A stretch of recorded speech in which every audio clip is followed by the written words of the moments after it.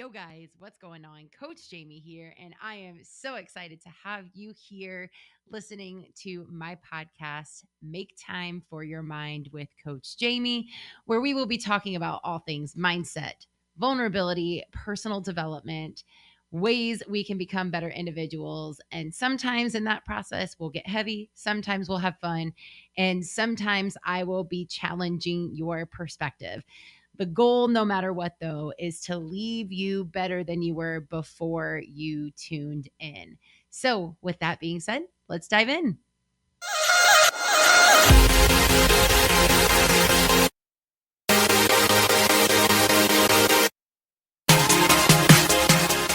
What's up, guys? Welcome back. You want to know something super interesting? And I think I mentioned this like way back in season one.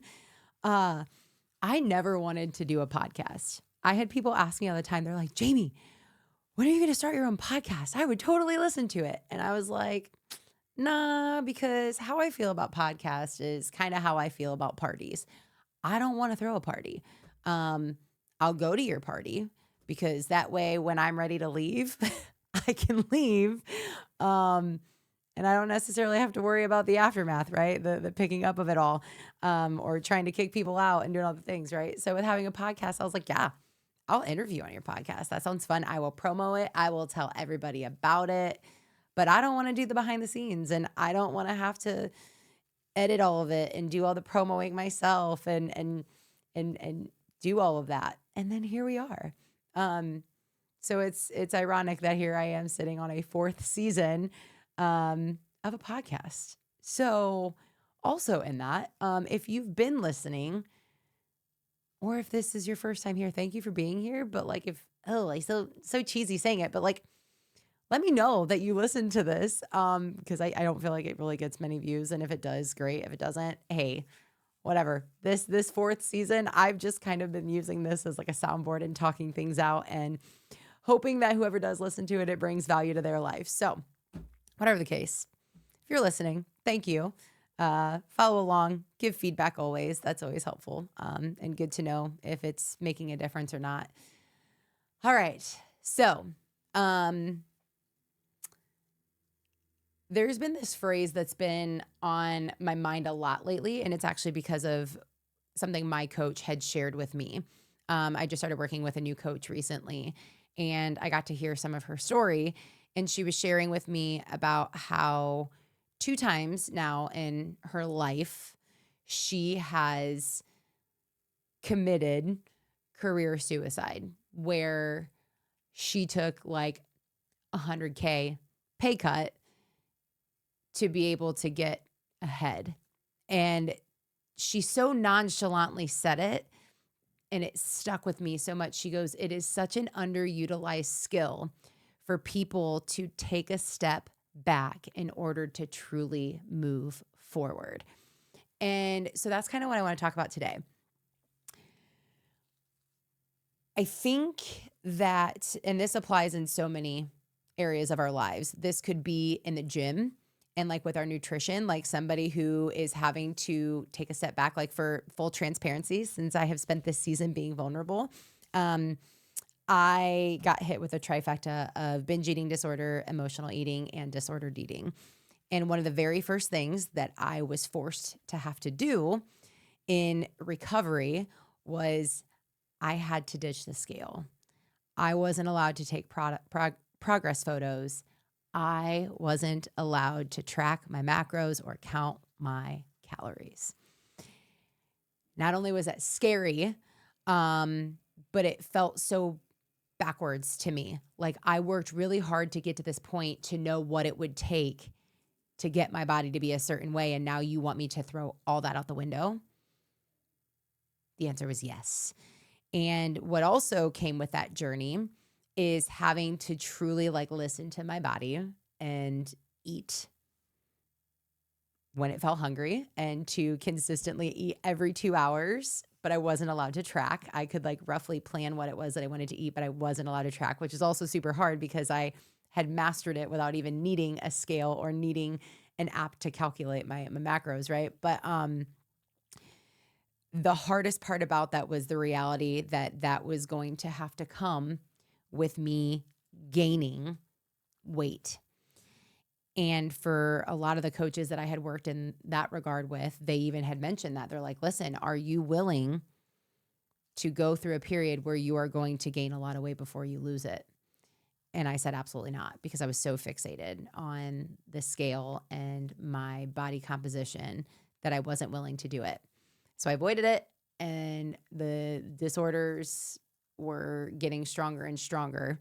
And the obsession became larger and larger because I was so against taking a step back in order to move forward.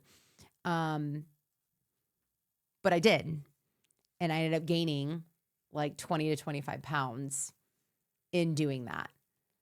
But now I've went back down and I have a better relationship with food than I ever have before. And so that's one example. So like there's fruit that can come from that. And I guess where I also want to go to is that sometimes I think we also are in a culture that like makes it so easy to just jump from thing to thing.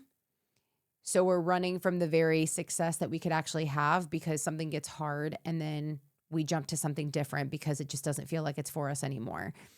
But it's actually just filling a void because we don't want to consider failure being a part of that journey. Even as I just mentioned, my coach who said that she took $100,000 pay cut and took a leap of faith to be able to go build and start from the bottom of this company and build it all the way up. And she became the first woman CEO of this organization because of it. She did it twice.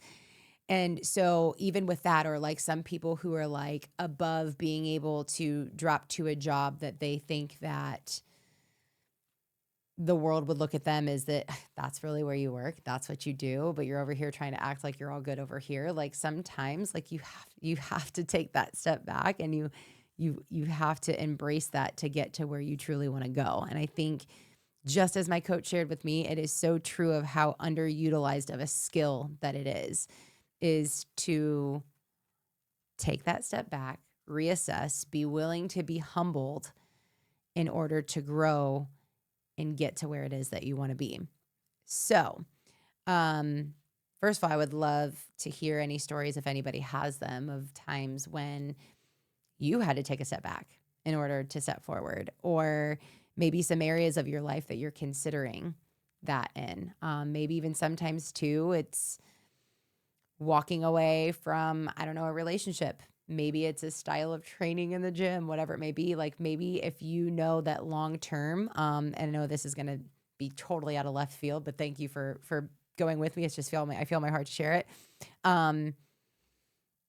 Like even say if there's like a couple out there who is trying to live like the Christian way, and you already live together, but like you have been told by, pastors and stuff like that, that you should not live together until you're married, or you shouldn't have sex until you get married, and like all those things.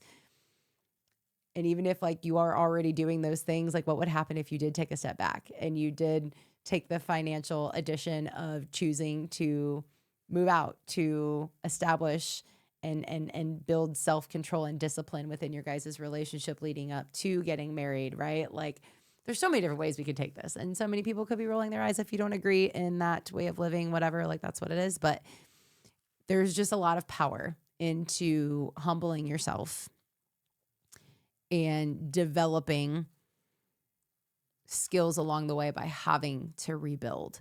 So whether that is personally, professionally, financially, relationally, physically, I want you to maybe think through some areas of your life of where you're avoiding taking that step back because you think it would lead you to failure, but it's mainly because your ego is telling you that's the case. Not saying that you have to actually take a step back, but maybe you just actually pause and consider what truly could happen by taking a step back in order to be able to move forward. Is it something that actually could be more fruitful in the long run than if you just keep doing what you're doing, or you just jump to the next thing to avoid the very thing you know that you probably should be doing? So I know this one was kind of all across the board. Again, that's what's just been really interesting about this go around. I don't I don't know how successful this season's going to be. um, but I appreciate you guys listening, and I hope that something that I say even just speaks to some person. So, as always, feel free to let me know, give me feedback, whether you like it, you don't. If it's helpful, tell me how. If it's not, tell me why you disagree. Um, and if there's anyone that comes to mind, share it. So, think on it. What would it truly mean to take a step back? Yes, you'd have to suffer maybe the pride or the ego for a little bit, but is it something that actually could bring you more value, growth, and happiness in the long run? Consider it, talk it over, digest it, and I'll see y'all next time.